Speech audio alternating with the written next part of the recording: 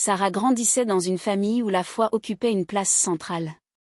Son père, le pasteur Emmanuel, était une figure respectée dans la communauté, connu pour sa sagesse et son engagement envers les enseignements bibliques. Sa mère, Esther, était une femme dévouée qui incarnait la bienveillance et la discipline. Leur foyer était un modèle de piété et de moralité aux yeux des fidèles. Depuis son plus jeune âge, Sarah avait appris à suivre les règles strictes imposées par son éducation religieuse. La prière du matin était une obligation, les études bibliques une routine incontournable, et les sorties étaient limitées aux activités liées à l'Église. Son comportement devait être exemplaire, car en tant que fille du pasteur, elle était scrutée par les membres de la congrégation. Toute erreur, aussi minime soit-elle, risquait d'être interprétée comme un échec de l'éducation paternelle.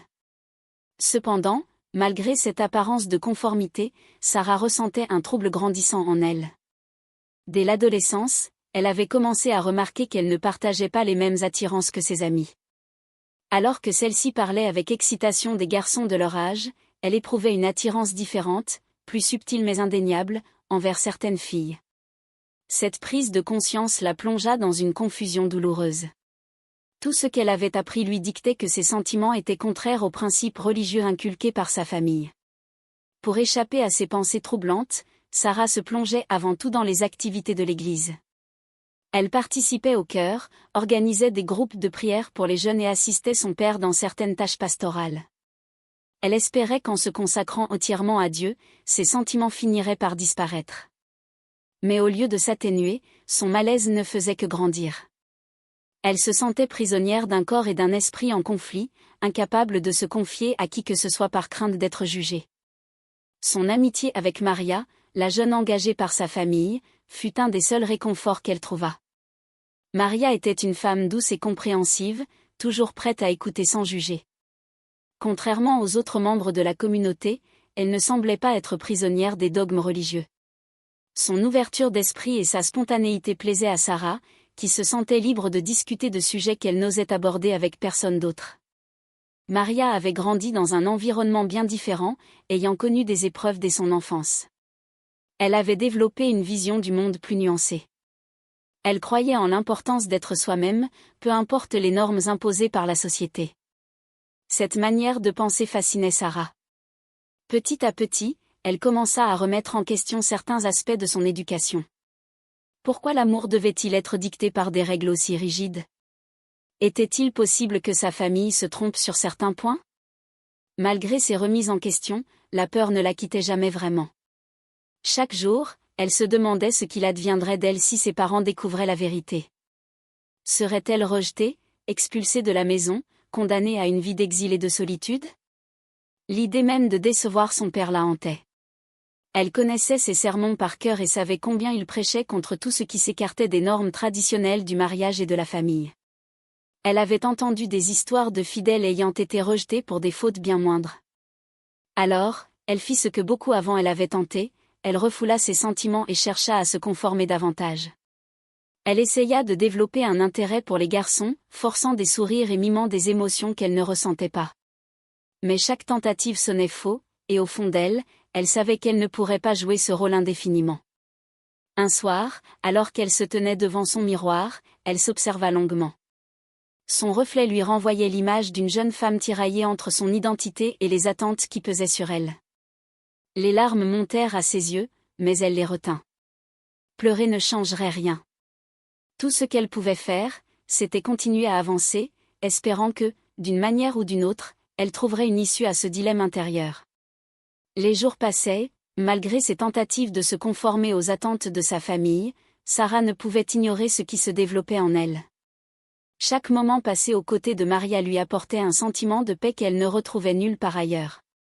Ce n'était pas simplement une amitié ordinaire, mais un lien profond qui se tissait en silence, sans qu'elle n'ait besoin de mettre des mots dessus. Maria, de son côté, semblait comprendre Sarah mieux que quiconque. Ses gestes étaient empreints de bienveillance et d'une douceur rare. Contrairement aux autres membres de la communauté, elle ne posait pas de questions intrusives, ne cherchait pas à modifier ce que Sarah était. C'était une présence rassurante, un refuge dans un monde qui lui paraissait oppressant. Au fil du temps, les regards échangés devinrent plus longs, les sourires plus complices. Lorsqu'elles étaient seules, une atmosphère particulière s'installait, faite de silences éloquents et de battements de cœur affolés. Un soir, alors que la maison était plongée dans le calme, Sarah et Maria s'étaient retrouvées dans la cuisine. Maria préparait du thé tandis que Sarah l'observait, fascinée par la simplicité de ses gestes. Un éclat de rire brisa le silence, déclenché par une anecdote anodine, et c'est dans cet instant suspendu que tout changea. Sans réellement y penser, Sarah effleura la main de Maria, un geste furtif mais chargé de signification. Un frisson la traversa et son regard chercha celui de la jeune femme. Maria ne recula pas. Au contraire, elle répondit par une caresse timide, comme si elle attendait cet instant depuis toujours. Aucun mot ne fut échangé, mais tout était dit. Un sentiment puissant les enveloppait, un mélange de désir et de crainte. Dès lors, chaque occasion de se retrouver devenait précieuse. Elles s'inventaient des prétextes pour se croiser plus souvent, pour prolonger ces instants de complicité volés. Leur relation se construisait dans le secret, entre murmures et gestes subtils. Elles savaient que ce qu'elles partageaient était interdit aux yeux de leur entourage, mais cette interdiction ne faisait qu'intensifier leur lien. Un jour, alors qu'elles rangeaient ensemble le linge fraîchement lavé, Maria osa briser le silence. Sa voix tremblait légèrement lorsqu'elle demanda à Sarah si elle avait peur. La réponse ne tarda pas, oui, elle avait peur. Peur d'être découverte, peur de décevoir sa famille, peur de ne jamais être acceptée pour ce qu'elle était. Maria hocha la tête en signe de compréhension. Elle aussi connaissait cette peur, mais elle refusait de laisser la crainte dicter leur bonheur.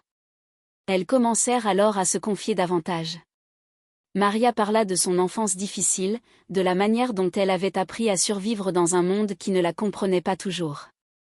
Elle expliqua comment elle avait accepté son identité bien avant que Sarah ne prenne conscience de la sienne. Son courage impressionnait Sarah, qui se sentait moins seule face à ses tourments. Leur complicité grandissait chaque jour, et avec elle, la difficulté de cacher ce qu'elle ressentait. Les murs de la maison du pasteur semblaient de plus en plus oppressants, comme s'ils observaient chacun de leurs faits et gestes. Pourtant, elle ne pouvait s'empêcher de savourer ces instants volés, ces touches légères et ces murmures échangés à l'abri des regards indiscrets. Un après-midi, alors que la famille était absente, elles se retrouvèrent dans le jardin. Maria tenait un livre qu'elle feuilletait distraitement tandis que Sarah fixait le ciel, pensive.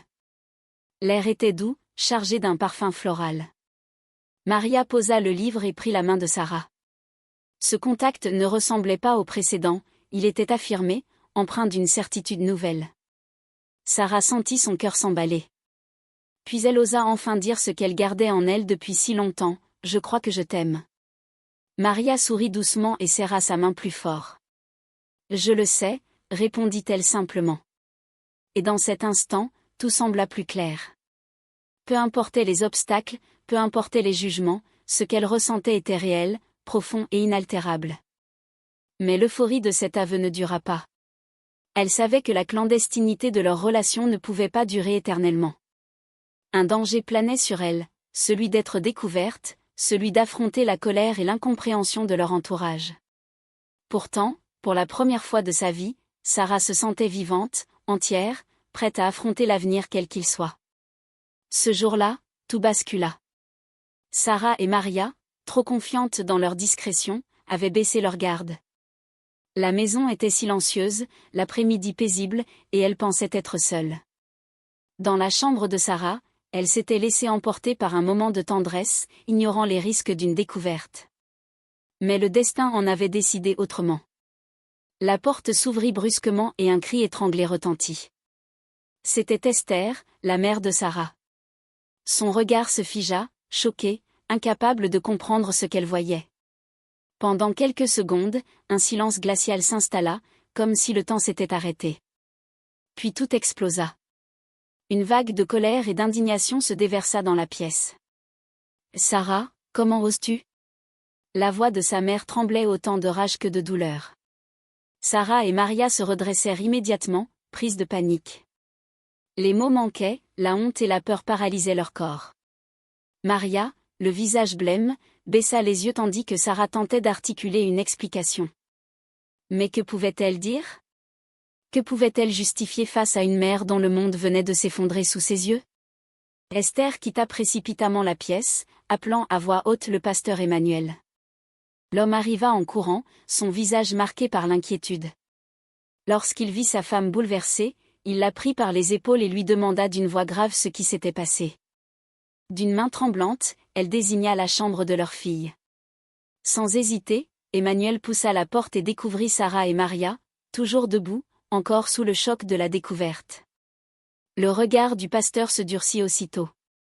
Jamais il n'aurait imaginé que sa propre fille puisse transgresser les valeurs qu'il prêchait avec tant de ferveur.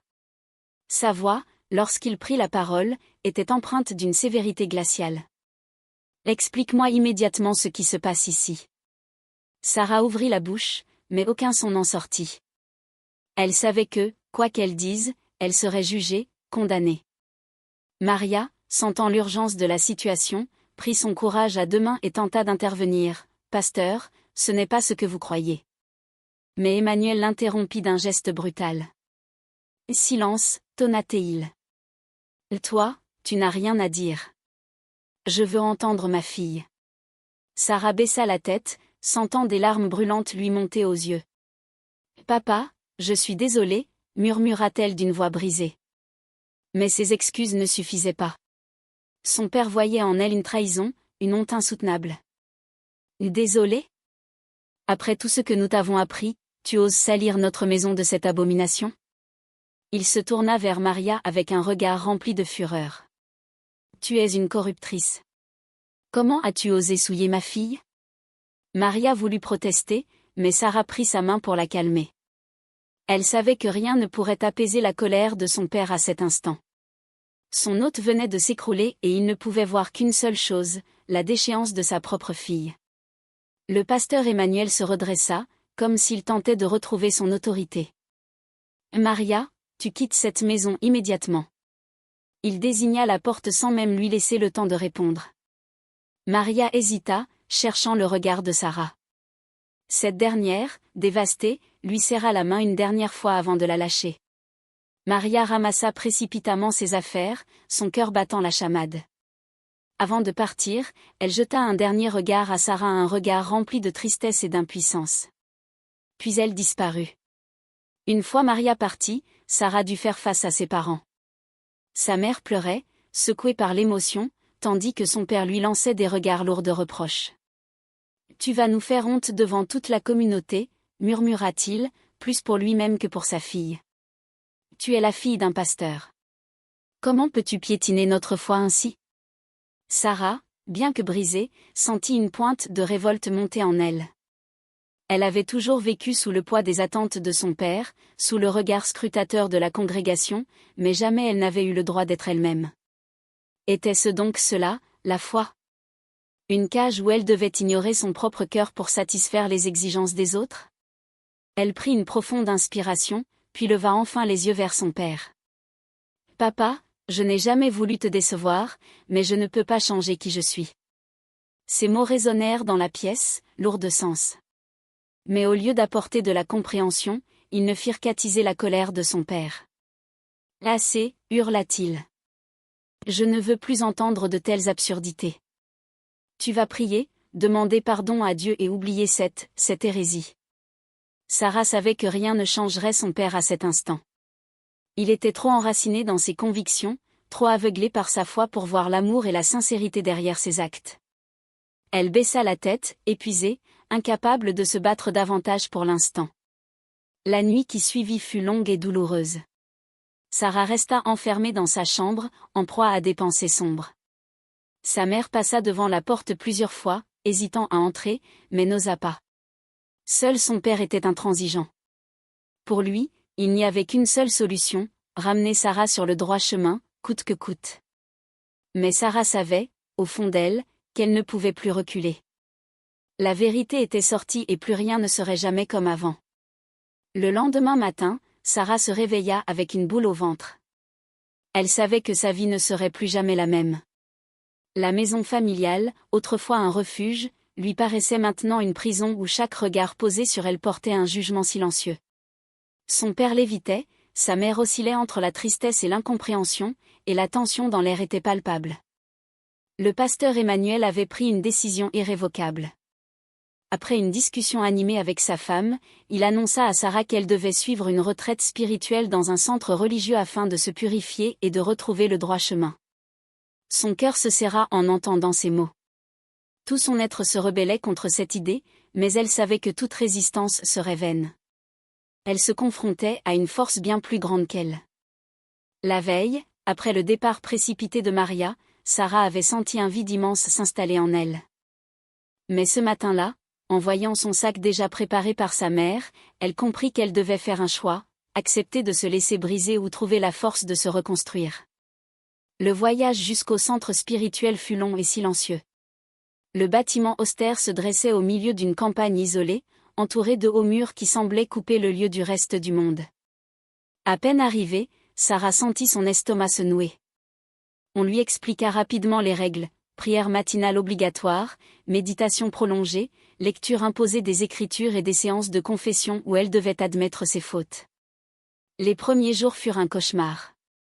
Elle devait écouter des discours culpabilisants sur la bonne voie, entendre des témoignages de prétendues guérisons spirituelles et réciter des prières qu'elle ne ressentait plus. Mais au fond d'elle, une révolte grondait. Chaque sermon, chaque regard appuyé des encadrants lui rappelait à quel point elle était différente, à quel point elle n'avait pas sa place dans ce moule rigide. Une nuit, incapable de dormir, Sarah se glissa hors de sa chambre et marcha dans le couloir faiblement éclairé. Elle s'arrêta devant une petite chapelle et s'assit sur un banc. Pendant des années, elle avait cherché refuge dans la foi, croyant que Dieu l'acceptait telle qu'elle était. Mais à cet instant, elle se demanda si ce Dieu dont on lui parlait ici était réellement le sien. Les jours suivants, Sarah commença à voir plus clair. Ce centre n'était pas un lieu de rédemption, mais une institution d'oppression déguisée en sanctuaire. Elle vit d'autres jeunes forcés de rester ici pour des raisons différentes. Certains avaient des idées jugées trop modernes, d'autres étaient là pour avoir osé remettre en question certaines traditions familiales. Ils étaient tous des âmes brisées, enfermés dans un endroit censé les réparer.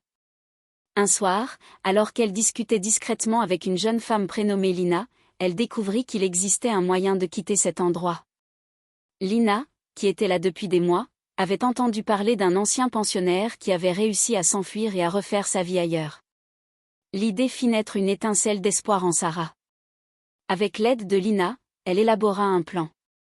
Elle profiterait d'une nuit où l'attention des surveillants serait relâchée, lors d'une réunion de prière prolongée. Elles avaient repéré un point du mur extérieur légèrement abîmé où elles pourraient grimper si elles trouvaient de quoi s'accrocher. Le moment venu, leur cœur battait à tout rompre. Elles se glissèrent dans l'obscurité, évitant les zones trop éclairées. Chaque pas semblait résonner à leurs oreilles, mais elles avancèrent, portées par l'adrénaline. Arrivées au mur, elles se hissèrent tant bien que mal, utilisant des branches pour se propulser. Sarah sentit une vague de panique la traverser lorsqu'elle perdit brièvement l'équilibre, mais Lina lui tendit la main et elle réussit enfin à franchir l'obstacle. Elles coururent à perdre haleine, s'enfonçant dans la nuit sans se retourner. Après plusieurs heures d'errance, elles atteignirent une petite gare où elles purent se cacher jusqu'au matin. Sarah utilisa un peu d'argent caché dans ses affaires pour acheter un billet de train, tandis que Lina prit une autre direction. Lorsqu'elle arriva en ville, Sarah ressentit un étrange mélange d'anxiété et de soulagement. Elle n'avait nulle part où aller, mais pour la première fois, elle se sentait libre. Après quelques jours d'incertitude, elle contacta Maria. Son cœur battait fort en attendant une réponse, redoutant d'être rejetée après leur séparation brutale. Mais lorsque Maria répondit, sa voix fut emplie d'émotion. Elle l'invita à la rejoindre sans hésiter. Leur retrouvaille fut bouleversante. Maria l'accueillit à bras ouverts, lui offrant un refuge et une oreille attentive. Pendant des jours, elles parlèrent de tout ce qui s'était passé, de leurs peurs, de leurs espoirs. Sarah comprit alors qu'elle avait trouvé sa famille non pas dans le sang, mais dans les liens qu'elle choisissait de créer. Avec le temps, elle trouva un emploi, un logement et se reconstruisit, loin des chaînes du passé. Elle n'avait plus besoin de l'approbation de son père ni de la validation de sa communauté pour exister. Elle était elle-même, enfin. Un jour, elle reçut une lettre de sa mère. Les mots étaient hésitants, empreints de douleur et d'amour mêlé. « Tu es ma fille, quoi qu'il arrive », y était-il écrit. Sarah sentit son cœur se serrer. Tout n'était pas encore réglé, mais un pas avait été fait, et c'était un début. Elle savait que son chemin serait encore semé d'embûches, mais elle n'avait plus peur. Elle avait choisi sa vérité, et plus rien ni personne ne pourrait l'en détourner.